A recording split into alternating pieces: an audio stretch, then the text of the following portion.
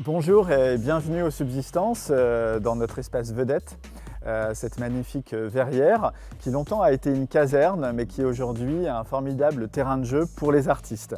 On a eu envie de métamorphoser ce lieu, de vous surprendre avec une œuvre monumentale. On a passé commande à deux jeunes artistes, Alexis Mera et Domitille Martin, qui ont imaginé une tornade gigantesque en papier qui va être installée derrière moi et qui sera le décor de multiples invitations qu'on va faire à d'autres artistes du cirque, de la danse, des musiques actuelles, du théâtre, pour y créer, dans un contexte totalement inédit, des spectacles.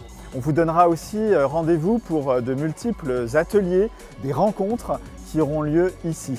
Mais je laisse la parole à Alexis et Domitille pour vous raconter ce qu'ils sont en train d'imaginer.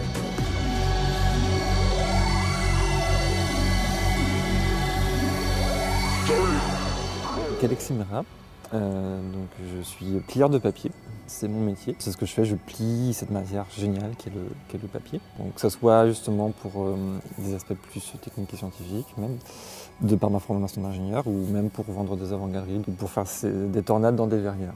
Donc moi c'est Domitille Martin, je suis plasticienne et scénographe et je sculpte différentes matières pour créer des installations dans l'espace que la plupart du temps des performeurs viennent activer. Et je suis scénographe notamment pour des collaborations de cirque et c'est comme ça qu'on s'est rencontrés avec Alexis. On travaille à trois avec Inbal Benheim sur un projet qui s'appelle Pli et qui est aussi créé aux Subsistances, qui est une rencontre entre cirque et papier.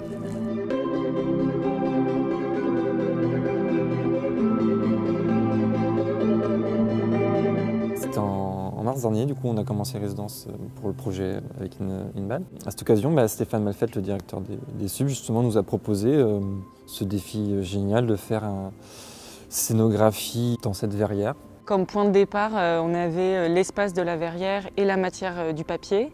Et en fait, on a réfléchi ensemble à comment envahir cet espace, comment l'investir d'autant de matière pour créer ce tourbillon de papier qui vient créer cette tornade. Et notre gros point commun, Alexis et moi, c'est qu'on est tous les deux des amoureux de la matière. Donc c'était parfait, en fait, cette rencontre autour du papier pour créer cette installation.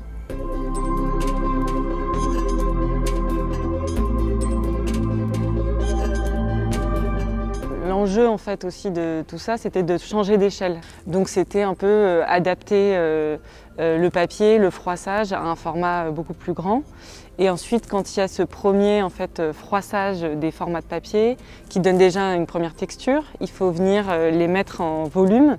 Donc c'est pour ça qu'on a commencé à imaginer des structures qui viennent donner une autre forme, en fait, qui viennent créer le squelette sur lequel vient se poser le papier, qui vient lui-même se mettre sur d'autres grandes lignes directrices qui font, eux, le dessin de la tornade.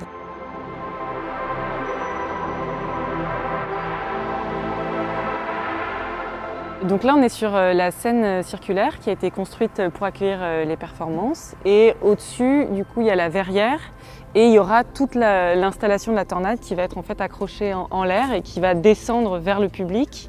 En fait, ce lieu nous a inspiré une installation aérienne.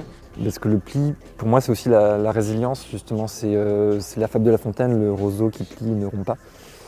Et justement de se dire, bon là c'est dans la matière, mais comment cette transformation justement intelligente qui se fait par le pliage, dans le sens qu'en fait, ce qui se passe, c'est d'accepter en fait de se plier pour en fait ne pas déchirer, juste voilà, on suit les événements et on espère créer des formes qui résistent au temps mais qui sont flexibles. J'ai l'impression qu'avec Simon, on a une démarche très intuitive d'aller dans la matière et de chercher des formes et que évidemment on est inspiré par tout un tas de choses qui nous traversent, mais qu'on n'essaye pas forcément de mettre une signification dedans directement. On espère déjà que c'est le public qui va pouvoir se projeter et projeter son imaginaire et interpréter tout ce qu'il aura envie. mais que nous, il y a quand même cette démarche très intuitive, voilà, de rentrer dans la matière de cette manière-là, de la mettre en forme, d'imaginer des espaces. Avec dans l'espoir que ces changements, ce tourbillon, ça amène une sorte d'élévation, je sais pas, spirituelle ou pas.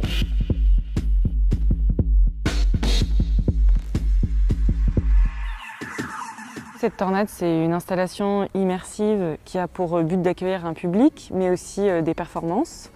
Et nous, on a été un peu en dialogue avec certains des artistes, dans le sens où en fait, on leur fait une proposition de départ. Nous, on crée un espace in situ ici sous la verrière, et eux, ils doivent ensuite s'en emparer et faire une proposition artistique. Donc oui, on a deux artistes en tout cas qui nous ont sollicité, un plutôt pour l'inauguration, qui s'inspire vraiment de l'espace du tourbillon, de la scène circulaire, qui va avoir vraiment ce rapport-là, et une autre artiste sur la fin, sur la destruction. Donc pour nous, ça faisait assez sens en fait d'avoir déjà ces deux premiers retours, et ensuite tout au long de la programmation, ça va être des surprises. Déjà, si on arrive à mettre une tonne de papier en l'air,